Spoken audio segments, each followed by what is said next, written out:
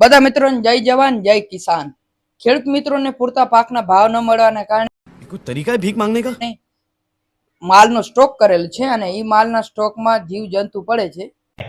अच्छा એના માટે આપણે એક દેશી ઉપાય કર્યો છે। ખાસ કરીને ઉંદર આપણા સ્ટોર રૂમમાં અંદર ગમે ત્યારે ઉંદર ઘડી આવે છે અને નુકસાની કરે છે, ખાસ કરીને બાચકાને કાપી નાખે। એના માટે દેશી ઉપાય આપણે અકડાનો જે ઝાડ છે એને આવી રીતે પાથરી અને એના ઉપર તમારો પાક નાખ્યો તો ઉંદર આવશે નહીં, કારણ કે અકડાથી તેને એક જેલ લાગે जोर जोर से बोल के लोगों को स्कीमें बता दे। છે। આપણે ગયા વર્ષે પણ મગફળીમાં આનો ઉપાય કરેલો છે અને મગફળીમાં તે સક્સેસ છે। 1.5 મહિના મગફળી ખેતરમાં હતી, એક ઉંદરનો ડર નતો એમાં।